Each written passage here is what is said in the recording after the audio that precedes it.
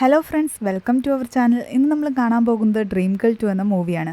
സ്നേഹിച്ച പെണ്ണിനെ സ്വന്തമാക്കാൻ വേണ്ടിയിട്ട് ഏതറ്റം വരെയും പോകുന്ന നായികമാരെ നമ്മൾ കണ്ടിട്ടുണ്ട്. എന്നാൽ തന്റെ പ്രണയത്തിന് വേണ്ടിയിട്ട് സ്ത്രീയുടെ വേഷം കെട്ടിയിട്ട് മറ്റൊരാളെ വിവാഹം കഴിക്കേണ്ടി വരുന്ന നായകനെ കണ്ടിട്ടുണ്ടോ? എന്നാൽ അങ്ങനെ ഒരു നായകനാണ് ഈ മൂവിയിലുള്ളത്. വീഡിയോയിലേക്ക് കിടക്കുന്നതിന് മുമ്പ് ആദ്യമായിട്ട് ചാനൽ വന്നിട്ടുള്ളവർ ചാനൽ സബ്സ്ക്രൈബ് ചെയ്യാൻ മറക്കണ്ട. മൂവിയുടെ തുടക്കത്തിൽ തന്നെ നമ്മളെ കാണിക്കുന്നത് ഒരു അമ്പലത്തിലെ പ്രോഗ്രാം ആയിരുന്നു. അവിടെ നമ്മുടെ നായകനായ കരമിന്റെ അച്ഛൻ നിന്ന് പ്രസംഗിക്കുന്നുണ്ടായിരുന്നു. മാത്രമല്ല അവന്റെ ഫ്രണ്ട് സ്മൈലിയെ അവിടെ തന്നെ കാണിക്കുന്നുണ്ട്. ഇതിനിടയിൽ പ്രോഗ്രാമിലേക്ക് ഡാൻസ് ചെയ്തുകൊണ്ടിരിക്കുന്ന കരമിനെയും കാണിക്കുന്നു. അവന്റെ ഗേൾ ഫ്രണ്ടും അവന്റെ കൂടെ തന്നെ ഉണ്ടായിരുന്നു. അവളുടെ പേര് പരി എന്നായിരുന്നു. കരമിന്റെ വീട്ടിൽ അവനും അവന്റെ അച്ഛനും മാത്രമേ ഉണ്ടായിരുന്നുള്ളൂ. അവർ ഈ പാട്ടുപാടിയും ഡാൻസ് കളിച്ചൊക്കെയാണ് കാശ് ഉണ്ടായിക്കൊണ്ടിരുന്നത്. എന്നാൽ ആ ഒരു പ്രോഗ്രാം കഴിയുമ്പോൾ കരമും നമ്മുടെ പരിയും സംസാരിച്ചുകൊണ്ട് നിൽക്കുന്നതെല്ലാം തന്നെ എല്ലാവരും കാണുകയും അവരുടെ പ്രണയം എല്ലാവരും അറിയുകയും ചെയ്യുന്നുണ്ട്. പരി ഒരു ലോയർ ആയിരുന്നു. അവളുടെ അച്ഛനോട് അവൾ എല്ലാ കാര്യങ്ങളും തുറന്നു പറയുന്നു. അതനുസരിച്ചിട്ട് അവളാകട്ടെ അവനെ വിളിച്ച് പറയുന്നുണ്ട്, എന്റെ അച്ഛൻ ഇന്ന് തന്നെ നിന്റെ വീട്ടിലേക്ക് വരും, നമ്മുടെ കല്യാണക്കാര്യത്തെ പറ്റി സംസാരിക്കാനെന്ന്. അച്ഛനെ നല്ല രീതിയിൽ തന്നെ സ്വീകരിക്കണമെന്ന് ഇംപ്രസ് ചെയ്യണമെന്ന് അവൾ പറയുന്നുണ്ട്. എന്നാൽ അവന്റെ വീടിന്റെ അവസ്ഥ വളരെ മോശമായിരുന്നു. വളരെ പുരാതനമായിട്ടുള്ളൊരു വീട് തന്നെയായിരുന്നു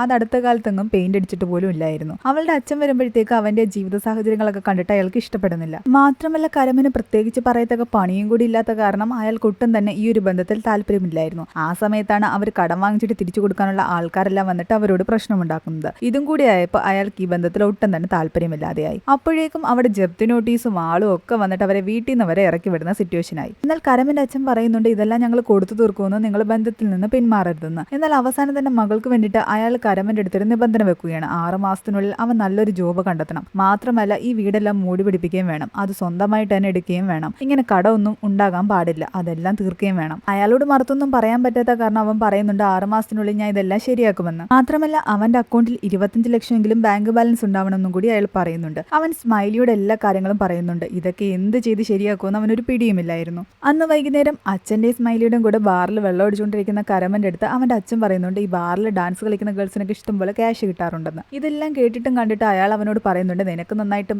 ഗേൾസിനെ പോലെ പാടാൻ അറിയാലോ, അതുപോലെ വേഷം കെട്ടാനും അറിയാം. അപ്പം പിന്നെ നിനക്ക് അങ്ങനെ വേഷം കെട്ടി ഇവിടെ ഡാൻസ് കളിച്ചുകൂടെയെന്ന്. എന്നാൽ അവൻ അതിന് ദേഷ്യം വന്നിട്ട് അവന്റെ അച്ഛനെ വഴക്ക് പറയുന്നുണ്ട്, എന്നെ ആ പണിക്കൊന്നും കിട്ടില്ല എന്ന് പറയുന്നു. പിറ്റേന്ന് രാവിലെ ആകട്ടെ അവൻ ക്രെഡിറ്റ് കാർഡ് ബില്ല് അടയ്ക്കാത്ത കാരണം ബാങ്കിലെ എംപ്ലോയി ആയ ടൈഗർ പാണ്ഡ അവനെ വിളിക്കുന്നുണ്ട്. അവന്റെ അച്ഛൻ ഫോൺ എടുത്തുകൊണ്ട് വന്നിട്ട് അവന്റെ കയ്യിൽ കൊടുക്കുന്നുണ്ട്. എന്നിട്ട് പെണ്ണിന്റെ സ്വരത്തിൽ സംസാരിക്കാൻ പറയുന്നുണ്ട്. അവനെ അങ്ങോട്ട് പൂജ എന്ന് പറഞ്ഞിട്ട് പെണ്ണിന്റെ സ്വരത്തിലാണ് സംസാരിക്കുന്നത്. തന്റെ ഹസ്ബൻഡ് തന്നെ ഇട്ടിട്ട് പോയെന്നും തന്റെ കയ്യിൽ ഇപ്പോൾ അടയ്ക്കാൻ ക്യാഷ് ഇല്ലാന്നും ഒക്കെ പെണ്ണിന്റെ സ്വരത്തിൽ അവൻ ടൈഗറിനോട് പറയുന്നുണ്ട്. പെണ്ണിന്റെ സൗണ്ട് കേട്ടതോടെ ടൈഗർ ആകെ ഇംപ്രസ് ആയി. തൽക്കാലം താൻ എന്തെങ്കിലും ചെയ്യാമെന്നും ഇടയ്ക്കിടയ്ക്ക് തന്നെ വിളിക്കണമെന്നൊക്കെ പറഞ്ഞിട്ടാണ് ടൈഗർ പാണ്ഡ കോൾ കട്ട് ചെയ്യുന്നത്. പരിയുടെ അച്ഛൻ പറഞ്ഞ നിബന്ധനകളൊന്നും തന്നെ 6 മാസത്തിൽ തനിക്ക് പൂർത്തിയാക്കാൻ കഴിയില്ല എന്ന് മനസ്സിലായ കരമാകട്ടെ അവളെയും കൊണ്ട് ഒളിച്ചോടാൻ തീരുമാനിക്കുകയാണ്. അവളെ വിളിച്ചുകൊണ്ടോ വീട്ടിലെത്തി അവനോട് അവൾ പറയുന്നുണ്ട്, നമുക്ക് ഒളിച്ചോടേണ്ട കാര്യമില്ല, അച്ഛൻ പറഞ്ഞ ക്യാഷ് കണ്ടെത്താൻ വേണ്ടിയിട്ട് താൻ ഒരു വഴി കണ്ടെത്തിയിട്ടുണ്ട്. തന്റെ മരിച്ചുപോയ അമ്മയുടെ ആഭരണങ്ങൾ തന്റെ കയ്യിലുണ്ട്. ഈ ആഭരണങ്ങളെല്ലാം തന്റെ കല്യാണത്തിന് ഇട്ട് കാണണമെന്നായിരുന്നു അമ്മയ്ക്ക് ആഗ്രഹം. എന്നാൽ കുഴപ്പമില്ല, തൽക്കാലം നമുക്കിത് വിറ്റിട്ട് അച്ഛൻ പറഞ്ഞ ക്യാഷ് ഉണ്ടാക്കാമെന്ന്. ഒരുപാട് സങ്കടത്തോടെയാണെങ്കിലും തന്റെ അമ്മയുടെ ആഭരണങ്ങൾ വിറ്റിട്ട് തന്നെ സ്വന്തമാക്കാൻ വേണ്ടിയിട്ട് അവൾ കഷ്ടപ്പെടുന്ന കാണുമ്പോൾ അവന് ശരിക്കും വിഷമം തോന്നിയിരുന്നു. അതുകൊണ്ട് തന്നെ അവൾ പറഞ്ഞ പോലെ ഈ ആഭരണങ്ങൾ വിറ്റിട്ടോ ഒളിച്ചോടിയോ ഒന്നും തന്നെ ഈ കല്യാണം നടക്കണ്ട എന്നും അവളുടെ അച്ഛൻ പറഞ്ഞ പോലെ തന്നെ താൻ ക്യാഷ് ഉണ്ടാക്കുമെന്നും അവൻ പറയുന്നുണ്ട്. ഇത് കേട്ടിട്ട് പരിക്കും സന്തോഷമായി. അങ്ങനെ അവൻ ക്യാഷ് ഉണ്ടാക്കാനുള്ള വഴി തേടുകയായിരുന്നു. അതിനവൻ അവന്റെ അച്ഛൻ പറഞ്ഞ പോലെ തന്നെ സ്ത്രീയുടെ വേഷം കെട്ടി ബാറിൽ നൃത്തം ചെയ്യാൻ വേണ്ടി പോവുകയാണ്. പൂജ എന്ന പേരിൽ സ്മൈലി അവനെ ആകട്ടെ ബാറിന്റെ ഉടമയായ തിവാരിയെ കാണിക്കുന്നുണ്ട്. തിവാരി ആകട്ടെ നമ്മുടെ കരമിന്റെ സ്ത്രീരൂപം കണ്ടതും ആ സൗന്ദര്യത്തിൽ മയങ്ങി വീഴുന്നുണ്ട്. അവൾക്ക് ജോലിയും കൊടുക്കുന്നു. അങ്ങനെ കരം അന്നു മുതൽ തിവാരിയുടെ ബാറിൽ ഡാൻസറായിട്ട് ജോലി ചെയ്യാൻ തുടങ്ങി. അടുത്ത സീനിൽ നമ്മളെ കാണിക്കുന്നത് അബൂ സലീം എന്ന് പറഞ്ഞ ആളുടെ വീടായിരുന്നു. അയാളുടെ മകൾ സക്കീനെയും അയാളുടെ നെഫ്യൂസിനെയും എല്ലാം തന്നെ അവിടെ കാണിക്കാം. അപ്പോഴേക്ക് അയാളുടെ മൂത്ത മകൻ ഷൗക്കിയാകട്ടെ നമ്മുടെ സ്മൈലി അവിടേക്ക് പിടിച്ചുകൊണ്ടുവരുന്നുണ്ട്. ഷക്കീനയും സ്മൈലിയും തമ്മിൽ കുറെ കാലമായിട്ട് ഇഷ്ടത്തിലായിരുന്നു. ഷക്കീന മുസ്ലിമും സ്മൈലി പഞ്ചാബിയായിരുന്നു. അതുകൊണ്ട് തന്നെ ഷൗക്കി ഇത് പറഞ്ഞിട്ട് അവിടെ പ്രശ്നമുണ്ടാക്കുന്നുണ്ട്. എന്നാൽ അബൂ സലീമിനെ സംബന്ധിച്ച് ജാതിയും മതവും ഒന്നും തന്നെ പ്രശ്നമല്ലായിരുന്നു. അയാൾക്ക് അവരുടെ ബന്ധത്തിൽ ഒരു എതിർപ്പും ഇല്ലായിരുന്നു. എന്നാൽ നിങ്ങളുടെ കല്യാണത്തിന് താൻ സമ്മതിക്കണമെങ്കിൽ ആദ്യം ഷക്കീനയുടെ സഹോദരൻ ഷാരൂഖിന്റെ കല്യാണം കഴിയണം. തനിക്കൊരു മകൻ കൂടിയുണ്ട്, അവന്റെ പേര് ഷാരൂഖ് എന്നാണ്. അവൻ ഇതുവരെയും കല്യാണം കഴിച്ചിട്ടില്ല. അവനൊരു ലവ് ഫെയിലിയർ കാരണം ആ ഒരു ഡിപ്രഷനിലാണ് അവൻ ഇരിക്കുന്നത്. അവനെ ആ ഡിപ്രഷനിൽ നിന്ന് പുറത്തു കൊണ്ടുവന്നിട്ട് അവനൊരു കല്യാണം കഴിപ്പിക്കണം. എന്നാൽ മാത്രമേ നിങ്ങളുടെ കല്യാണം എനിക്ക് നടത്തിത്തരാൻ പറ്റൂ എന്ന് അബൂ സലീം പറയുന്നു. അവന് ഡിപ്രഷൻ മാറ്റാൻ ഒരുപാട് ഡോക്ടേഴ്സിനെ കാണിച്ച് ഒരു ഫലവും ഉണ്ടായില്ല. ഇനി അവന്റെ ഡിപ്രഷനിൽ നിന്ന് അവനെ തിരിച്ചു കൊണ്ടുവരുന്ന ആൾക്ക് താൻ 10 ലക്ഷം രൂപ കൊടുക്കുമെന്ന് അബൂ സലീം പറയുന്നു. ഇത് കേട്ടതോടെ സ്മൈലിക്ക് ഒരു ഐഡിയ തോന്നിയിട്ട് അവൻ നേരെ പോയി കരമനോട് പറയുന്നുണ്ട്, നീ ഒരു കാര്യം ചെയ്യും, ഒരു സൈക്കാട്രിസ്റ്റ് ആയിട്ട് പോയിട്ട് ആ ഷാരൂഖിന്റെ അടുത്ത് അഭിനയിച്ച് കാണിച്ചാൽ മതി. അവൻ എങ്ങനെയെങ്കിലും ഡിപ്രഷനിൽ നിന്ന് പുറത്തു കൊണ്ടുവന്നാൽ നിനക്ക് 10 ലക്ഷം രൂപ കിട്ടുമെന്ന്. നീ നിന്റെ സ്ത്രീവേഷം കെട്ടി ഷാരൂഖിന്റെ അടുത്തൊരു സൈക്കാട്രിസ്റ്റ് ആണെന്ന് പറഞ്ഞിട്ട് പോയി കുറച്ച് അടുത്തിടപഴകി കഴിയുമ്പോൾ തന്നെ അവനെ തേച്ചിട്ട് പോയി അവന്റെ കാമുകിയൊക്കെ മറന്നിട്ട് അവൻ ഡിപ്രഷനിൽ നിന്ന് പുറത്തു വരുമെന്നും അങ്ങനെയാണെങ്കിൽ നിനക്ക് 10 ലക്ഷം രൂപ കിട്ടുകയും ചെയ്യും, എന്റെയും ഷക്കീന്റെയും കല്യാണം നടക്കുകയും ചെയ്യും, മാത്രമല്ല ക്യാഷ് കൊണ്ട് നിന്റെയും പരിയുടെയും കല്യാണവും നടത്താം. എന്നാൽ കരമിന് അത് അത്ര നല്ല ഐഡിയ ആയിട്ട് തോന്നുന്നില്ല. അവസാനം സ്മൈലിയുടെയും കരമിന്റെ അച്ഛന്റെയും നിർബന്ധം കാരണം അവ അതിന് സമ്മതിക്കുന്നു. അവനങ്ങനെ വീണ്ടും ആ സ്ത്രീവേഷം കെട്ടി പൂജ എന്ന പേരിൽ അബു സലമിന്റെ വീട്ടിലേക്ക് പോകുന്നു. അയാളോട് സംസാരിച്ചിട്ട് പൂജ നേരെ നമ്മുടെ ഷാരൂഖിനെ കാണുകയാണ്. അവനോട് ഓരോ കാര്യങ്ങൾ ചോദിക്കാൻ തുടങ്ങി, അവന്റെ പ്രണയത്തെ പറ്റിയും എത്രത്തോളം അവൻ ആ പെൺകുട്ടിയെ സ്നേഹിച്ചിരുന്നു എന്നൊക്കെ. എന്നാൽ ഒന്നിനും തന്നെ ഷാരൂഖും മറുപടി പറഞ്ഞില്ല. അവന്റെ മുഖത്ത് ഒരു എക്സ്പ്രഷനും ഇല്ലായിരുന്നു, ഒരു ചെറിയ ചിരി പോലും വന്നില്ല. വീട്ടിലെത്തിയ കരം സ്മൈലിയോട് പറയുന്നുണ്ട് ഇതൊന്നും വർക്കൗട്ട് ആവുമെന്ന് തോന്നുന്നില്ല. അവൻ ഒരു രീതിയിലും തന്നെ ഒരു എക്സ്പ്രഷനും ഇടുന്നില്ല. പിന്നീടുള്ള ദിവസങ്ങളിലെല്ലാം തന്നെ കരം പൂജയുടെ വേഷം കെട്ടി ബാറിൽ ഡാൻസ് ചെയ്യാനും തുടങ്ങി. മാത്രമല്ല അബു സലീമിന്റെ വീട്ടിൽ സൈക്കാട്രിസ്റ്റ് ആയിട്ട് പോയിട്ട് ഷാരൂഖിന്റെ ഡിപ്രഷൻ മാറ്റാനും തുടങ്ങി. അങ്ങനെ അവൻ ഫുൾ ടൈം ബിസിയായി. പരിയോട് സംസാരിക്കാനുള്ള സമയം പോലും അവന്റെ പക്കലില്ലാതായി. അങ്ങനെ ഓരോ ദിവസവും ഓരോരുത്തരുടെ മുൻപിൽ വരുമ്പോൾ പൂജയിൽ നിന്ന് കരമിലേക്കും കരമിൽ നിന്ന് പൂജയിലേക്കും അവന് വേഷം മാറേണ്ടി വരുന്നുണ്ട്. പലപ്പോഴും അവന്റെ മുഖത്തുള്ള മേക്കപ്പും ലിപ്സ്റ്റിക്കും വരെ തുടച്ചു മാറ്റാൻ അവൻ മറന്നിരുന്നു. അങ്ങനെ അവസാനം ഒരുപാട് ശ്രമത്തിനൊടുവിൽ പൂജ നമ്മുടെ ഷാരൂഖിന്റെ മുഖത്ത് ചിരി കൊണ്ടുവരിക തന്നെ ചെയ്യുന്നു. അതവസാനം അബു സലീം കാണുകയും അയാളുടെ മനസ്സിൽ മറ്റൊരു ഐഡിയ വരികയും ചെയ്യുന്നുണ്ട്. പൂജയെ നമുക്ക് ഷാരൂഖിനെ കൊണ്ട് കല്യാണം കഴിപ്പിച്ചാലോ എന്നും. അത് അയാൾ സ്മൈലിയോട് പറയുന്നുണ്ട്. എന്നാൽ സ്മൈലി അതിനെ എതിർക്കുന്നു. കാരണം പൂജ കരമാണെന്നുള്ള സത്യം അവന് മാത്രമല്ലേ അറിയൂ. അവൻ പല കാരണങ്ങൾ പറഞ്ഞ് ഒഴിവാക്കാൻ നോക്കിയെങ്കിലും അബു സലീം അതിലൊന്നും തന്നെ വീണില്ല. അവസാനം അയാൾ പറയുന്നുണ്ട് പൂജയുടെ കല്യാണം ഷാരൂഖുമായിട്ട് നടത്തുകയാണെങ്കിൽ അവളുടെ വീട്ടുകാർക്ക് താൻ 50 ലക്ഷം രൂപ കൊടുക്കുമെന്ന്. കാശിന്റെ കാര്യം കേട്ടതും സ്മൈലി അതിൽ വീണു. അവനിത് വന്ന് കരമിനോട് പറയുമ്പോൾ കരമാകട്ടെ അവനെ ഓടിച്ചിട്ട് അടിക്കുകയായിരുന്നു. എന്നാൽ സ്മൈലി പറയുന്നുണ്ട് നീ ഒരു ദിവസം ആ വേഷം കെട്ടി അവനെ ഒന്ന് കല്യാണം കഴിക്കുക, പിറ്റേ ദിവസം എന്റെ ഷക്കിനുടെയും കല്യാണത്തിന്റെ എല്ലാ കാര്യങ്ങളും തങ്ങൾ ഫിക്സ് ചെയ്യും. അതും കൂടെ കഴിഞ്ഞു കഴിഞ്ഞാൽ പിന്നെ നീ നിന്റെ വേഷം അഴിച്ചു വെച്ചിട്ട് എങ്ങോട്ട് വേണമെങ്കിലും പൊക്കോ, നിന്റെ കയ്യിൽ ക്യാഷ് കിട്ടിയല്ലോ. അവസാനം തന്റെ അച്ഛന്റെ സ്മൈലിയുടെ നിർബന്ധം കാരണം അവ അതിന് സമ്മതിക്കുകയാണ്. അങ്ങനെ എല്ലാം തന്നെ പെട്ടെന്ന് നടക്കുന്നുണ്ട്. പൂജയുടെയും കരമിന്റെയും കല്യാണ ദിവസം വന്നു. കരമിനാകട്ടെ അപ്പോഴിതിന് ഒട്ടും തന്നെ സമ്മതമില്ലായിരുന്നു. അവസാനം അവൻ ഗതി കെട്ട് റെഡിയായിക്കൊണ്ടിരിക്കുന്ന സമയത്താകട്ടെ അബു സലീമിന്റെ സഹോദരി ജുമാനി അവരുടെ റൂമിലേക്ക് കടന്നു വരുന്നു. അവരെ കണ്ടതും നമ്മുടെ കരമിന്റെ അച്ഛനാകട്ടെ അവരെ വായി നോക്കി അവരുടെ പുറകെ നടക്കാൻ തുടങ്ങി. ഈ സമയത്ത് റെഡിയായി പുറത്തേക്ക് ഇറങ്ങിയ കരമിന്റെ മുതു ചൊറിയുന്നെന്ന് പറഞ്ഞിട്ട് സ്മൈലി ആകട്ടെ അവന് മുതു ചൊറിഞ്ഞു കൊടുക്കുന്നുണ്ട്. എന്നാൽ ഇതെല്ലാം തന്നെ അബു സലീമിന്റെ നെഫ്യൂസ് കാണുന്നുണ്ട്. അവർ നേരെ പോയി ഷക്കീനോട് പറയുന്നുണ്ട് നിന്റെ ബോയ് ഫ്രണ്ട് സ്മൈലിയും നിന്റെ ചേട്ടത്തിയാകാൻ പോകുന്ന പൂജയും തമ്മിലുള്ള റിലേഷൻഷിപ്പ് അത്ര ശരിയല്ല എന്ന്. എന്നാൽ ഷക്കീൻ അതൊന്നും തന്നെ മൈൻഡ് ആക്കുന്നില്ല. കല്യാണത്തിന്റെ ചടങ്ങുകൾ നടക്കുന്നതിനിടയ്ക്ക് അവിടേക്ക് തിവാരിയും വരുന്നുണ്ട്. യഥാർത്ഥത്തിൽ ഈ തിവാരി ആകട്ടെ നമ്മുടെ അബു സലീമിന്റെ പെങ്ങള് ജുമാനിയുടെ ഹസ്ബൻഡായിരുന്നു. അവർ രണ്ടുപേരും ഡിവോഴ്സ് ആകാൻ തീരുമാനിച്ചിരിക്കുകയായിരുന്നു. തിവാരിയെ കണ്ടതും നമ്മുടെ പൂജയാകട്ടെ തന്റെ മുഖം പൊത്തുന്നുണ്ട്. കാരണം ഇയാൾ തന്നെ കണ്ടാൽ തിരിച്ചറിയുമെന്ന് അവൾക്കറിയാമായിരുന്നു. എന്നാൽ ആ സമയം ജുമാനി അയാളും തമ്മിൽ വഴക്കുണ്ടാക്കുന്ന കാരണം അബു സലീം അയാളെ അവിടെ നിന്നും പറഞ്ഞു വിടുന്നുണ്ട്. അങ്ങനെ വിവാഹമെല്ലാം കഴിഞ്ഞ് നമ്മുടെ പൂജ ഷാരൂഖിന്റെ കൂടെ അവന്റെ വീട്ടിലേക്ക് പോവുകയാണ്. എങ്ങനെയെങ്കിലും ഈ ഒരു രാത്രി കഴിഞ്ഞ് ഫുൾ ക്യാഷും കിട്ടിക്കഴിഞ്ഞു കഴിഞ്ഞാൽ ഇവിടെ നിന്ന് രക്ഷപ്പെടണമെന്നായിരുന്നു നമ്മുടെ കരം വിചാരിച്ചുകൊണ്ടിരുന്നത്. ഒരു ഗ്ലാസ് പാലുമായിട്ട് അവൻ നേരെ ഷാരൂഖിന്റെ റൂമിലേക്ക് വരികയാണ്. ഇന്ന് ഫസ്റ്റ് നൈറ്റ് ആണ്. ഇവൻ തന്നെ എന്തെങ്കിലും ചെയ്യുമോ എന്ന് അവന് പേടിയുണ്ടായിരുന്നു. കാരണം അവനെ സംബന്ധിച്ച് താൻ ഒരു പെണ്ണാണല്ലോ. എന്നാൽ നമ്മുടെ ഷാരൂഖിന് അതിലൊന്നും വലിയ ഇൻട്രസ്റ്റ് ഇല്ലായിരുന്നു. അവൻ ഉറങ്ങാൻ കിടക്കുകയായിരുന്നു. അത് കണ്ടപ്പോൾ കരമന് സമാധാനമായി. താൻ ഏറ്റവും കൂടുതൽ പേടിച്ച രാത്രി എന്തായാലും കടന്നു കിട്ടിയല്ലോ, അവൻ ഇതിനകത്ത് ഇൻട്രസ്റ്റ് ഇല്ല. അതുകൊണ്ട് അവൻ നേരെ പോയി സ്മൈലിയെ ഫോൺ ചെയ്യുന്നുണ്ട്. എന്നിട്ട് അവിടെ നിന്ന് മൂത്രമൊഴിക്കുന്നു. ഇതെല്ലാം കണ്ടുകൊണ്ട് താഴെ നമ്മുടെ ദാദാജി ഇരിപ്പുണ്ടായിരുന്നു. മരുമകൾ ആണാണെന്ന് ദാദാജിക്ക് മനസ്സിലായി. ഈ സത്യം അയാൾ എല്ലാവരോടും പറയാൻ തന്നെ തീരുമാനിക്കുകയാണ്. എന്നാൽ പിറ്റേന്ന് രാവിലെ കാണിക്കുന്നത് അയാൾ മരിച്ചു കിടക്കുന്നതായിരുന്നു. അയാൾ വീൽ ചെയറിൽ നിന്ന് എഴുന്നേക്കാൻ ശ്രമിക്കുന്ന സമയത്ത് വീണു മരിക്കുകയായിരുന്നു. ഇയാൾ മരിച്ചതറിയാതെ പലരും അവിടേക്ക് വരുന്നുണ്ട്. കരമിന്റെ അച്ഛനാകട്ടെ ബാക്കി തുക വാങ്ങിക്കാൻ വേണ്ടിയിട്ടാണ് വന്നത്. എന്നാൽ നമ്മുടെ സ്മൈലി ആകട്ടെ ഷക്കീനെ കല്യാണം കഴിക്കാൻ വേണ്ടിയിട്ടുള്ള ആൾക്കാരുമായിട്ടാണ് വന്നത്. രാവിലെ മരുമകളായിട്ട് അണിഞ്ഞൊരുങ്ങി വന്ന കരം നോക്കുമ്പോഴും ഇയാൾ മരിച്ചു കിടക്കുന്ന കണ്ട് ഒരു ഷോക്കായിരുന്നു. അപ്പോഴാണ് അബു സലീം ആ ഞെട്ടിക്കുന്നൊരു വാർത്ത പറയുന്നത്. തങ്ങളുടെ കുടുംബത്തിൽ ആരെങ്കിലും മരിച്ചു കഴിഞ്ഞാൽ 6 മാസത്തേക്ക് തങ്ങൾ ഒരു ശുഭകാര്യങ്ങളും ചെയ്യില്ല എന്നും അതുകൊണ്ട് ഇപ്പോൾ ഷക്കീനയുടെയും സ്മൈലിയുടെയും കല്യാണം ഉടനെ നടത്താൻ പറ്റില്ല എന്നും 6 മാസം കഴിഞ്ഞേ നടത്താൻ പറ്റുമെന്നും പറയുന്നുണ്ട്. ഇത് കേട്ടതോടെ കരം ഞെട്ടുന്നുണ്ട്. കാരണം അവനിനി 6 മാസവും ഈ പെണ്ണായിട്ട് തന്നെ ഇവിടെ അഭിനയിച്ച് നിൽക്കേണ്ടി വരും. അതുമാത്രമല്ല അബു സലീം മറ്റൊരു കാര്യം കൂടി പറയുന്നുണ്ട്. മരിക്കുന്നതിന് മുമ്പ് ദാദാജി മതിലൊരു കാര്യം കൂടി എഴുതി വെച്ചിരുന്നു. മരുമകൾ ആൺകുട്ടി എന്നാണ് എഴുതിയിരുന്നത്. അത് എഴുതി പൂർത്തിയാക്കുന്നതിന് മുമ്പ് തന്നെ അയാൾ മരിച്ചിരുന്നു. അതുകൊണ്ട് അയാളുടെ അവസാനത്തെ ആഗ്രഹം മരുമകൾ തങ്ങൾക്കൊരു ആൺകുട്ടിയോ പെൺകുട്ടിയോ കൊടുക്കണമെന്നായിരുന്നു. അങ്ങനെയാണ് അബു സലീം എല്ലാവരോടും പറയുന്നത്. എന്നാൽ ദാദാജി എന്താണ് ഉദ്ദേശിച്ചതെന്ന് ആർക്കും തന്നെ മനസ്സിലായില്ല. അവിടുന്ന് രക്ഷപ്പെട്ടു പോകാൻ കരം പറയുന്നുണ്ട്. ഞാൻ ഈ വീട്ടിലോട്ട് കല്യാണം കഴിച്ചുകൊണ്ട് വന്നതിന്റെ പിറ്റേന്ന് തന്നെ ദാദാജി മരിച്ചത് എന്റെ അപശകുനം കൊണ്ടാണ്. അതുകൊണ്ട് ഞാൻ ഈ വീട് വിട്ടു പോകുകയാണെന്ന് എന്നൊക്കെ പറഞ്ഞിട്ട് അവിടുന്ന് എങ്ങനെയെങ്കിലും മുങ്ങാന്ന് തീരുമാനിക്കുമ്പോഴാകട്ടെ കരമിന്റെ ഗേൾ ഫ്രണ്ട് പരി അവിടേക്ക് വരുന്നുണ്ട്. തിവാരിക്ക് വേണ്ടിയിട്ട് ജുമാനിയുമായിട്ടുള്ള ഡിവോഴ്സ് കേസ് വാദിക്കുന്നത് പരിയായിരുന്നു. ജുമാനിയെ കൊണ്ട് പേപ്പറിൽ സൈൻ ചെയ്യിപ്പിക്കാനായിരുന്നു പരി അവിടേക്ക് വന്നത്. ഇത് കണ്ടതും അവിടെ നിന്ന് ഇറങ്ങിപ്പോകാൻ നിന്ന നമ്മുടെ കരമാകട്ടെ തിരിച്ച് ദാദാജിയുടെ അടുത്ത് വന്നിരുന്ന് കരയുന്നുണ്ട്. പരി തന്നെ കണ്ട എന്തായാലും തിരിച്ചറിയുമെന്ന് അവൻ ഉറപ്പായിരുന്നു. എന്നാൽ ഡിവോഴ്സിന്റെ കാര്യമൊക്കെ പിന്നെ സംസാരിക്കാമെന്ന് പറഞ്ഞിട്ട് അബു സലീം അവരെ അവിടെ നിന്ന് പറഞ്ഞുവിടുന്നു. താനിങ്ങനെ വേഷം കെട്ട് തുടർന്നു കഴിഞ്ഞാൽ പരി എങ്ങനെയെങ്കിലും അത് കണ്ടുപിടിക്കുമെന്നും അതുകൊണ്ട് പരിയുടെ എല്ലാ സത്യങ്ങളും തുറന്നു പറയാൻ വേണ്ടിയിട്ട് അവൻ നേരെ കോടതിയിലേക്ക് പോകുന്നു. എന്നാൽ അവൻ അവന്റെ മുഖത്ത് മേക്കപ്പോ ലിപ്സ്റ്റിക്കോ ഒന്നും തന്നെ മായ്ച്ചു കളഞ്ഞിരുന്നില്ല. അതവൻ മറന്നുപോയിരുന്നു. അവളോട് സംസാരിച്ചുകൊണ്ട് നിൽക്കുന്നതിന്റെ ഇടയിൽ അവന്റെ ചുണ്ടിലെ ലിപ്സ്റ്റിക്ക് കണ്ടിട്ട് അവൾ ഞെട്ടുന്നു. അവൻ തന്നെ ചീറ്റ് ചെയ്യുകയാണെന്നും ഏതോ പെണ്ണെ കിസ് ചെയ്തിട്ടാണ് അവൻ ഇവിടേക്ക് വന്നതെന്നും പറഞ്ഞിട്ട് അവൾ അവനോട് വഴക്കിടുന്നു. അങ്ങനെ അവസാനം കരമൻ ആകെ ഭ്രാന്ത് പിടിക്കുന്നു. തനിക്കിനി ഇത് തുടരാൻ വയ്യാന്ന് തന്നെ അവൻ തന്റെ അച്ഛനോട് സ്മൈലിയോടും പറയുന്നുണ്ട്. ആ സമയത്താണ് അവനെ നമ്മുടെ ടൈഗർ പാണ്ഡെ വിളിക്കുന്നത്. പൂജ മാഡം എന്ന് വിളിച്ചുകൊണ്ട് അയാൾ പറയുന്നുണ്ട് നിങ്ങളുടെ ക്രെഡിറ്റ് കാർഡിന്റെ ബില്ലെല്ലാം തന്നെ താൻ അടച്ചുവെന്നും നമ്മൾക്ക് നേരിട്ടൊന്ന് കാണണമെന്നും. എന്നാൽ അയാളെ ഒഴിവാക്കാൻ നമ്മുടെ കരം പറയുന്നുണ്ട് എന്റെ ഹസ്ബൻഡ് തിരിച്ചു വന്നെന്നും ഇനി എന്നെ ഒരിക്കലും വിളിക്കരുതെന്നും.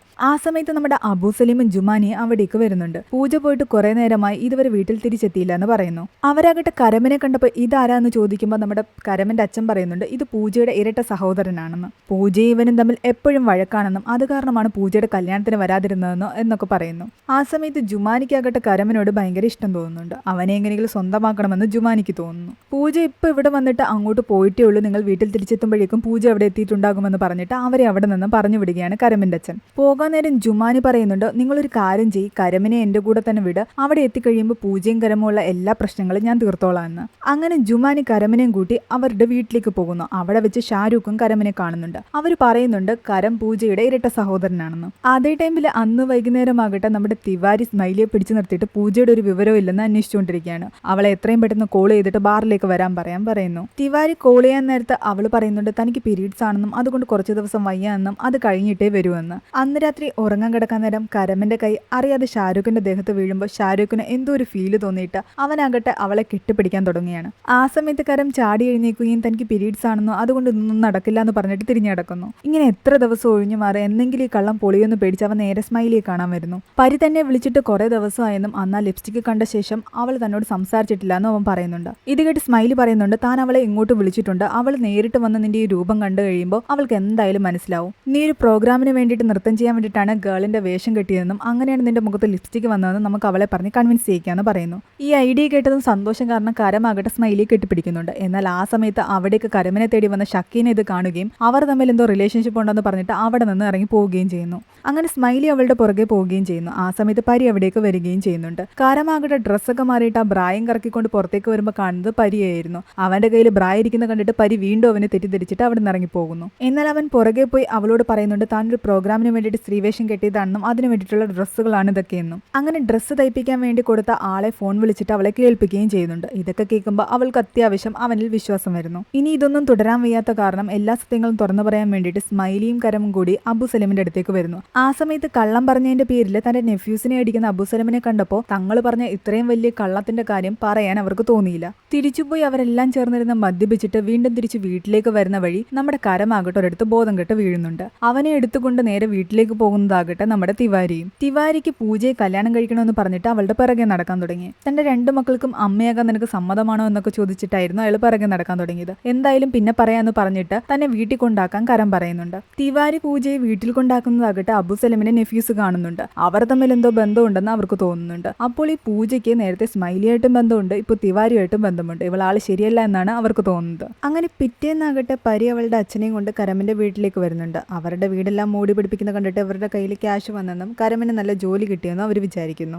എത്രയും പെട്ടെന്ന് താൻ പറഞ്ഞ കണ്ടീഷൻ എല്ലാം തന്നെ നിങ്ങൾ പൂർത്തീകരിക്കണം, അതല്ലെങ്കിൽ പരിക്ക് ഒരുപാട് നല്ല ആലോചനകൾ വരുന്നുണ്ട്, ഞാൻ അവളുടെ കല്യാണം വേറെ ആരുടെയെങ്കിലും കൂടെ നടത്തുമെന്ന് പറഞ്ഞിട്ട് അയാൾ അവിടെ നിന്നും പോകുന്നു. അതേസമയം ഷൗക്കി ഇവിടെ വന്ന് അബു സലീമിനോട് പറയുന്നുണ്ട് പൂജയുടെ പുറകെ തിവാരി നടന്ന് ശല്യം ചെയ്യുന്നുണ്ടെന്ന്. വീട്ടിലുള്ള എല്ലാ പെണ്ണുങ്ങളെയും ഈ തിവാരി അവന്റെ ട്രാപ്പിലാക്കുകയാണെന്ന്. ഇവിടെ നമ്മുടെ ജുമാനിയാകട്ടെ നേരെ കരമിന്റെ വീട്ടിൽ പോയിട്ട് തനിക്ക് ഈ വീട്ടിലേക്ക് വിവാഹം കഴിച്ചു വരാൻ ആഗ്രഹമുണ്ടെന്ന് കരമിന്റെ അച്ഛനോട് പറയുന്നു. കരമിന്റെ അച്ഛൻ വിചാരിക്കുന്നത് ജുമാനി അയാളെ കല്യാണം കഴിക്കാൻ തീരുമാനിച്ചിരിക്കുകയാണ് എന്നാണ്. എന്നാൽ ജുമാനി വന്നത് കരമിന് വേണ്ടിയിട്ടാണെന്ന് കരമിന്റെ അച്ഛന് മനസ്സിലായില്ല.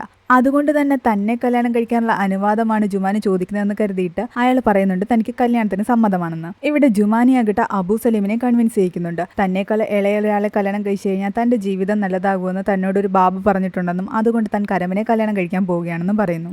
അതിനുവേണ്ടി താൻ കരമന്റെ അച്ഛനെ ഇവിടേക്ക് വിളിച്ചിട്ടുണ്ടെന്നും പറയുന്നുണ്ട്. അവസാനം അവരുടെ നിർബന്ധത്തിന് വഴങ്ങി കരമന്റെ അച്ഛനോട് സംസാരിക്കാൻ അബു സലീം തീരുമാനിക്കുകയാണ്. ആ സമയത്ത് തന്റെ കല്യാണമാണ് ഇവിടെ നടക്കാൻ പോകുന്നതെന്ന് വിചാരിച്ച് കരമന്റെ അച്ഛൻ അതുപോലെ ഒരുങ്ങിയാണ് അങ്ങോട്ട് വന്നത്. എന്നാൽ അവസാനം അവരോട് സംസാരിച്ചുകൊണ്ടിരിക്കുന്നതിനിടയിലാണ് സത്യങ്ങളെല്ലാം അയാൾ മനസ്സിലാക്കുന്നത്. താൻ ഈ കല്യാണത്തിന് സമ്മതിക്കില്ല എന്ന് അയാൾ പറയുന്നു. ചെറുപ്പക്കാരനായ തന്റെ മകനെ കൊണ്ട് ഇത്ര ഏജുള്ള ഒരു സ്ത്രീയെ കല്യാണം കഴിപ്പിക്കാൻ താൻ സമ്മതിക്കില്ല എന്ന് അയാൾ പറയുന്നു. അങ്ങനെ അന്ന് രാത്രി നമ്മുടെ കരമനെ വീണ്ടും ടൈഗർ പാണ്ഡെ വിളിച്ച് ശല്യം ചെയ്യുന്നുണ്ട്. എന്നാൽ ഇത്തവണ ഫോൺ എടുക്കുന്നത് ഷാരൂഖ് ആയിരുന്നു. ഈ ടൈഗർ പാണ്ഡെ ആരാണെന്ന് ചോദിക്കുമ്പോൾ തന്റെ പുറകെ ഇങ്ങനെ ഒരുപാട് പേർ നടപ്പുണ്ടെന്ന് പൂജ പറയുന്നു. എന്നിട്ട് ഷാരൂഖിന്റെ ശ്രദ്ധ തിരിക്കാൻ വേണ്ടിയിട്ട് അവന്റെ അടുത്ത് കൊഞ്ചിക്കൊഴിയുന്നുണ്ട്. അതിന്റെ ഇടയ്ക്ക് അവളുടെ മുടി ഒരിടത്ത് കുരുങ്ങുകയും അവൾ അവിടെ നിന്നും പോരുന്ന സമയത്ത് ആ മുടി മാത്രം അവിടെ നിൽക്കുകയും അവളുടെ തലയിൽ മുടിയില്ല എന്നുള്ള കാര്യം ഷാരൂഖ് കാണുകയും ചെയ്യുന്നു. തന്റെ കള്ളമെല്ലാം വെളിച്ചത്തായ സ്ഥിതിക്ക് കരം എല്ലാ സത്യങ്ങളും ഷാരൂഖിനോട് തുറന്നു പറയുകയാണ്. ഷാരൂഖ് അപ്പോൾ തുറന്നു പറയുന്നുണ്ട്, എനിക്ക് അപ്പോഴേ തോന്നിയിരുന്നു നീ എന്നെ ടച്ച് ചെയ്ത സമയത്ത് ഒരു പുരുഷൻ എന്നെ ടച്ച് ചെയ്ത പോലെയാണ് എനിക്ക് തോന്നിയതെന്ന്. അതെന്തായാലും നന്നായി, എനിക്ക് പുരുഷന്മാരെയാണ് ഇഷ്ടമെന്ന്. അപ്പോഴാണ് ഞെട്ടിക്കുന്ന സത്യം കരം തിരിച്ചറിയുന്നത്. ഷാരൂഖ് ഒരു ഗേ ആയിരുന്നു. അവൻ നേരത്തെ ബ്രേക്കപ്പ് ആയത് ഒരു പുരുഷനുമായിട്ടാണ്. എന്നാൽ താൻ ഗേ ആണെന്നുള്ള സത്യം തന്റെ ഫാമിലിയോട് തുറന്നു പറഞ്ഞാൽ അവരത് അംഗീകരിക്കില്ല എന്നും അവർക്ക് ഒരുപാട് വിഷമമാകുമെന്ന് കരുതിയിട്ടാണ് താൻ ഇതുവരെ ആരോടൊന്നും പറയാതിരുന്നതെന്ന് ഷാരൂഖ് പറയുന്നു. അവസാനം ഇതിൽ നിന്നെല്ലാം രക്ഷപ്പെടാനുള്ള പ്ലാനിങ്ങും ആലോചിച്ചിട്ട് അവർ ഒരുമിച്ചിരുന്ന് മദ്യപിക്കുകയായിരുന്നു. അങ്ങനെ മദ്യപിച്ച് കരമന് വൊമിറ്റ് ചെയ്യാൻ തോന്നുന്നുണ്ട്. ആ സമയത്ത് തൊട്ടപ്പുറത്തെ റൂമിൽ നിന്ന് ഷക്കീനെ ആകട്ടെ അവൾ പ്രഗ്നന്റ് ആണെന്ന് തിരിച്ചറിയുന്നുണ്ട്. അവൾ കാർഡിൽ ടെസ്റ്റ് ചെയ്തിട്ട് പോസിറ്റീവ് റിസൾട്ട് വന്ന കാര്യം സ്മൈലിയോട് പറഞ്ഞുകൊണ്ട് നിൽക്കുന്ന സമയത്ത് ജുമാനി അവിടേക്ക് വരുന്നതും അവൾ ആ കാർഡ് വലിച്ചെറിയുന്നു. അത് നേരെ പോയി വീഴുന്നത് ഷൗക്കിയുടെ അടുത്തേക്കായിരുന്നു. ആ സമയത്താകട്ടെ നമ്മുടെ കരം ഇവിടെ നിന്ന് വൊമിറ്റ് ചെയ്യുന്നുണ്ടായിരുന്നു. ദൂരെ നിന്ന് നോക്കിയപ്പോൾ പൂജ വൊമിറ്റ് ചെയ്യുന്നു തോന്നിയ ഷൗക്കി വിചാരിക്കുന്നുണ്ട് പൂജയാണ് പ്രഗ്നന്റ് എന്ന്. ഷൗക്കി വിവരം അബുസലമിനെ അറിയിക്കുകയും അവരത് വലിയ ആഘോഷമാക്കാൻ വേണ്ടിയിട്ട് വലിയ പാർട്ടി തന്നെ നടത്തുന്നുണ്ട്. ഇത് കണ്ട് ഷാരൂഖും കരമും ആകെ ടെൻഷനിലായി. ഇനി ഇത് മുന്നോട്ട് കൊണ്ടുപോയാൽ ശരിയാവത്തില്ല, എത്രയും പെട്ടെന്ന് പോയി അവരോട് പറയണം ഞാൻ പ്രഗ്നന്റ് അല്ല എന്ന്. അങ്ങനെ ഷാരൂഖ് പോയി അബുസലമിനോട് പറയുന്നുണ്ട് പൂജ ഒരിക്കലും പ്രഗ്നന്റ് ആകില്ല എന്ന്. ഞങ്ങൾ കുറെ ഡോക്ടേഴ്സിനെ ഒക്കെ കാണിച്ചത് അവർ മെഡിക്കലി നോക്കിയ ശേഷമാണ് ഇതെല്ലാം പറഞ്ഞതെന്നും പറയുന്നു. അതുകൊണ്ട് ആഘോഷങ്ങളെല്ലാം തന്നെ ഇവിടെ വെച്ച് നിർത്താനും പറയുന്നു. എന്നാൽ ജുമാനി പറയുന്നുണ്ട് തനിക്ക് അറിയുന്ന ഒരു ബാബയുണ്ടെന്നും അയാളുടെ അടുത്ത് പോയി കഴിഞ്ഞാൽ എല്ലാം ശരിയാകുമെന്നും. അവസാനം അവരെ നിർബന്ധിച്ച് ജുമാനി ആ ബാബയുടെ അടുത്ത് കൊണ്ടുപോവുകയാണ്. അയാൾ നോക്കിയിട്ട് പറയുന്നുണ്ട് ഇവർക്ക് ഇരട്ട കുട്ടികൾ ഉണ്ടാകുമെന്ന്, അതിനു വേണ്ടിയിട്ട് കുറച്ച് പൂജാവിധികൾ ചെയ്താൽ മതിയെന്ന്. അവസാനം അബുസലീം അതെല്ലാം തന്നെ ചെയ്യാമെന്ന് സമ്മതിക്കുന്നു. അങ്ങനെ വീട്ടിലെത്തിയ ഷാരൂഖും നമ്മുടെ പൂജയും ചേർന്നിട്ട് ഇതിൽ നിന്ന് എങ്ങനെ രക്ഷപ്പെടാൻ ആലോചിച്ചുകൊണ്ടിരിക്കുമ്പോഴാണ് പൂജയുടെ അടുത്തേക്ക് ജുമാനി വന്നിട്ട് പറയുന്നത് നിന്റെ സഹോദരൻ കരമനെ വിളിച്ചിട്ട് ഫോൺ എടുക്കുന്നില്ല, അവൻ എന്നെ തിരിച്ചു വിളിച്ചില്ലെങ്കിൽ ഞാൻ ആത്മഹത്യ ചെയ്യുമെന്ന് അവനോട് പറഞ്ഞേക്കാൻ. അതേസമയം ഇവിടെ തിവാരി ആകട്ടെ സ്മൈലിയെ പിടിച്ചു വെച്ചിട്ട് പൂജയെ കാണാത്ത കാരണം അവനെ കൊണ്ട് പൂജയെ വിളിപ്പിക്കുന്നുണ്ട്. എന്നെ കാണാൻ വേണ്ടിയിട്ട് ഒരു സ്ഥലത്തേക്ക് വരാൻ തിവാരി പൂജയോട് പറയുന്നുണ്ട്. അതേസമയം ജുമാനി ആകട്ടെ കരമനെ വിളിച്ചിട്ട് ഒരു സ്ഥലത്തേക്ക് വരാനും പറയുന്നുണ്ട്. ഇവിടെ പൂജയും കരമും ഒരാളാണെന്നുള്ള കാര്യം ഇവർക്ക് ആർക്കും അറിയില്ലല്ലോ. അതുകൊണ്ട് തന്നെ ജുമാനി വിളിച്ചെടുത്തേക്ക് കരമായിട്ട് പോവുകയും വേണം, നമ്മുടെ തിവാരി വിളിച്ചെടുത്തേക്ക് പൂജയായിട്ട് പോവുകയും വേണം. കഷ്ടകാലത്തിന് ഇവർ രണ്ടുപേരും വിളിച്ചത് ഒരു സ്ഥലത്ത് തന്നെയായിരുന്നു. തിവാരിയുടെ ആവശ്യം പൂജ തിവാരിയെ കല്യാണം കഴിക്കണമെന്ന്, ജുമാനിയുടെ ആവശ്യമാകട്ടെ കരം ജുമാനിയെ കല്യാണം കഴിക്കണമെന്ന്. ഓരോ തവണയും ബാത്റൂമിൽ പോകാനെന്ന് പറഞ്ഞിട്ട് വേഷം മാറി അവൻ പൂജയായിട്ടും കരമായിട്ടും അവരുടെ രണ്ടുപേരുടെ അടുത്തേക്ക് മാറി മാറി പോകുന്നുണ്ട്. കരമാകട്ടെ നല്ല രീതിയിൽ കഷ്ടപ്പെടുന്നുണ്ടായിരുന്നു തന്റെ കള്ളം പുറത്താക്കാതിരിക്കാൻ. ആ സമയത്ത് തിവാരി വിളിച്ചിട്ട് ഡിവോഴ്സ് കേസിന്റെ കാര്യം പറയാൻ വേണ്ടിയിട്ട് പരി കൂടി അവിടേക്ക് വരുന്നതോട് കാര്യങ്ങൾ വഷളാകുന്നുണ്ട്. കരമാകട്ടെ ജുമാനിയുടെ കൂടെ കെട്ടിപ്പിടിച്ച് നിൽക്കുന്നത് പരി കാണുകയും അവൾ അവിടെ നിന്ന് ദേഷ്യത്തിൽ ഇറങ്ങിപ്പോവുകയും ചെയ്യുന്നു. തങ്ങളുടെ ഈ കള്ളക്കളി അവസാനിപ്പിക്കണമെങ്കിൽ പൂജ എന്ന വ്യക്തി തന്നെ മരിക്കണമെന്ന് ഷാരൂഖും കരമൻ തീരുമാനിക്കുന്നു. അതിനുവേണ്ടി അവരൊരു പ്ലാൻ ഇടുന്നുണ്ട്. ആ ബാബ പറഞ്ഞ പൂജാവിധികൾ ചെയ്യാൻ വേണ്ടിയിട്ട് അവർ ഗംഗയിൽ സ്നാനം ചെയ്യുന്ന സമയത്ത് ഒഴുക്കിൽപ്പെട്ട് പൂജ മരിക്കുന്നു എന്നുള്ള രീതിയിൽ അവർ ചിത്രീകരിക്കുന്നു. എന്നിട്ട് അവളുടെ മരണാനന്തര ചടങ്ങുകൾ നടക്കുന്നിടത്തേക്ക് പൂജയുടെ സഹോദരനായ കരമായിട്ട് അവൻ വരികയും തന്റെ അനിയത്തിയെ കുട്ടികളുണ്ടാകാത്തതിന്റെ പേരിൽ ടോർച്ചർ ചെയ്താണ് നിങ്ങൾ കൊന്നതെന്ന് പറഞ്ഞിട്ട് അവിടെ വഴക്കുണ്ടാക്കുന്നുണ്ട്. അതേസമയത്ത് പൂജയെ വിളിച്ചിട്ട് കിട്ടാത്ത കാരണം ഫോണിന്റെ ലൊക്കേഷൻ വെച്ചിട്ട് കണ്ടുപിടിച്ച് നമ്മുടെ തിവാരി നേരെ എത്തുന്നതാകട്ടെ ഈ വീട്ടിലേക്കാണ്. അവിടെ എത്തുമ്പോഴാണ് തിവാരി അറിയുന്നത് പൂജ ആ വീട്ടിലെ മരുമകളായിരുന്നുവെന്ന്. അതേസമയം പൂജയെ അന്വേഷിച്ച് കണ്ടുപിടിച്ച് ടൈഗർ പാണ്ഡെ അവിടേക്ക് വരുന്നുണ്ട്. താൻ ഒരു നോക്ക് കാണുന്നതിന് മുമ്പ് പൂജ മരിച്ചു പോയില്ലോ എന്ന് ആലോചിച്ചിട്ടായിരുന്നു അയാളുടെ വിഷമം. ഈ സംഭവങ്ങളെല്ലാം നടന്നുകൊണ്ടിരിക്കുന്ന സമയത്ത് കരമനാകട്ടെ സ്മൈലിയുടെ കോള് വരുന്നുണ്ട്. അവൻ പെട്ടെന്ന് എവിടേക്കോ പോവുകയും ചെയ്യുന്നുണ്ട്. അപ്പോഴാണ് പോലീസുകാരൻ പറയുന്നത് പൂജയുടെ ഫോണിന്റെ ലൊക്കേഷൻ വെച്ചിട്ട് അത് സഞ്ചരിച്ചുകൊണ്ടിരിക്കുകയാണെന്ന്. അങ്ങനെ അവരെല്ലാവരും ചേർന്നിട്ട് ആ ലൊക്കേഷൻ പിന്തുടർന്ന് അതിന്റെ പുറകെ പോകുന്നു. ആ ഫോൺ കരമന്റെ കയ്യിലാണുള്ളതെന്ന് അവർക്ക് ആർക്കും തന്നെ അറിയില്ലായിരുന്നു. സ്മൈലി കാണുമ്പോഴാണ് കരം അറിയുന്നത് അവന്റെ ഗേൾഫ്രണ്ട് പരി വേറെ കല്യാണം കഴിക്കാൻ തീരുമാനിച്ചിരിക്കുകയാണ്, ഇന്ന് രാത്രി അവളുടെ കല്യാണമാണെന്ന്. അവൻ നേരെ പോയി പരിയെ കണ്ട് എല്ലാ കാര്യങ്ങളും പറയാൻ ശ്രമിക്കുന്നെങ്കിലും അവൾ ഒന്നും തന്നെ കേൾക്കുന്നുണ്ടായിരുന്നില്ല. നീ നിന്നേക്കാൾ ഒരുപാട് ഏജുള്ള ഒരു സ്ത്രീയുമായിട്ട് കെട്ടിപ്പിടിച്ച് നിൽക്കുന്നത് താൻ കണ്ടുവെന്ന് എനിക്ക് നിന്നോടൊന്നും സംസാരിക്കാനില്ലെന്ന് അവൾ പറയുന്നു. എന്നാൽ അവളുടെ ഉള്ളിലുള്ള എല്ലാ തെറ്റിദ്ധാരണകളും മാറ്റി അവളെ സത്യം അറിയിക്കാൻ വേണ്ടിയിട്ട് അവൻ ഒരു വഴി കണ്ടെത്തുന്നു. അവളുടെ മാരേജ് ഫംഗ്ഷനിൽ തന്നെ അവന്റെ സ്ത്രീ രൂപത്തിൽ അവൻ അവിടെ ഡാൻസ് കളിക്കുകയാണ്. താൻ എത്രത്തോളം അവളെ സ്നേഹിക്കുന്നുണ്ടെന്നുള്ള കാര്യം ഒരു പാട്ടിലൂടെ അവൻ അവളോട് പറയുന്നുണ്ട്. മാത്രമല്ല ഇതേ സമയം ഫോണിന്റെ ലൊക്കേഷൻ നോക്കി ബാക്കി എല്ലാവരും തന്നെ ആ ഫംഗ്ഷനിലേക്ക് എത്തിയിട്ടുണ്ടായിരുന്നു. അവിടെ എല്ലാവരുടെയും മുൻപിൽ വെച്ച് പൂജ എന്ന തന്റെ സ്ത്രീ രൂപത്തിൽ നിന്നും കരം തന്റെ പുരുഷ രൂപത്തിലേക്ക് മാറുകയാണ്. അപ്പോഴാണ് എല്ലാവരും ആ സത്യം തിരിച്ചറിയുന്നത്. കരം എല്ലാവരോടും മാപ്പ് പറയുന്നുണ്ട്. തന്റെ കാമുകിയെ സ്വന്തമാക്കാൻ വേണ്ടിയിട്ടാണ് താൻ ഇതെല്ലാം ചെയ്തതെന്നും പറയുന്നുണ്ട്. മാത്രമല്ല ഷാരൂഖിന് എല്ലാ സത്യങ്ങളും അറിയാമെന്നും താൻ അയാളെ ചതിച്ചിട്ടില്ല എന്നും കരം പറയുന്നുണ്ട്. നിങ്ങൾ അയാളെ ഒരു തവണ കേൾക്കാൻ തയ്യാറായിരുന്നെങ്കിൽ ഇതിന്റെ ഒന്നും ആവശ്യമില്ലായിരുന്നു എന്നും കരം പറയുന്നു. എല്ലാം കേട്ടുകഴിഞ്ഞ് പരി പറയുന്നുണ്ട്, ഞാൻ വിചാരിച്ചത് ഞാൻ കരുതിയതും നീ അങ്ങനെയാണ് ഇങ്ങനെയാണ് എന്നൊക്കെയാണ്. എന്നാൽ അവൻ പറയുന്നുണ്ട്, നീ ഇങ്ങനെ വിചാരിച്ചു കരുതി എന്ന് പറയാതെ ഓരോ കാര്യങ്ങൾ കണ്ടപ്പോൾ അത് എന്നോട് വന്ന് ചോദിച്ച് ക്ലിയർ ചെയ്തിരുന്നെങ്കിൽ ഈ പ്രശ്നങ്ങൾ ഉണ്ടാകില്ലായിരുന്നു എന്ന്. നീ കണ്ട കാര്യങ്ങൾ വെച്ച് നീ തന്നെ ഓരോന്ന് ആലോചിച്ച് കൂട്ടിയിട്ടാണ് ഇത്രയധികം പ്രശ്നങ്ങൾ ഉണ്ടായത്. നീ കണ്ടപ്പോൾ അത് എന്നോട് കാര്യമായിട്ട് വന്ന് ചോദിച്ചിരുന്നെങ്കിൽ ഞാൻ എല്ലാ സത്യങ്ങളും നിന്നോട് പറഞ്ഞേനെ. നിനക്ക് വേണ്ടി ഇത്രയൊക്കെ ചെയ്തിട്ടും ഇനിയും നിനക്ക് അയാളുടെ കൂടെ ജീവിക്കുന്നതാണ് ഇഷ്ടമെങ്കിൽ നീ നിന്റെ അച്ഛൻ കണ്ടുപിടിച്ച ആളെ തന്നെ കല്യാണം കഴിച്ചോളാൻ പറയുന്നുണ്ട്. അത്രയും പറഞ്ഞിട്ട് അവൻ അവിടെ നിന്നും പോകുന്നു. വീട്ടിലെത്തി പരിയെ തനിക്ക് നഷ്ടപ്പെട്ടല്ലോ എന്ന് ആലോചിച്ച് വിഷമിച്ചിരിക്കുമ്പോഴാകട്ടെ പരി തന്റെ അച്ഛനെയും കൂട്ടി അവിടേക്ക് വരികയാണ്. അവൾ തന്റെ അച്ഛൻ കണ്ടുപിടിച്ച ആളെ കല്യാണം കഴിക്കാതെ തനിക്ക് വേണ്ടി ഇത്രയൊക്കെ ചെയ്ത കരമനെ കല്യാണം കഴിക്കാൻ തീരുമാനിച്ചിരിക്കുകയാണ്. അവളുടെ അച്ഛനും അത് സമ്മതമായിരുന്നു. അങ്ങനെ ഒരുപാട് പ്രശ്നങ്ങൾക്ക് അവസാനം അവർ ഒന്നിക്കുകയാണ്. വീഡിയോ ഇഷ്ടപ്പെട്ടെങ്കിൽ ലൈക്ക് ചെയ്യാനും കമന്റ് ചെയ്യാനും മറക്കണ്ട. പുതിയൊരു മൂവിയായിട്ട് നമുക്ക് പിന്നീട് കാണാം.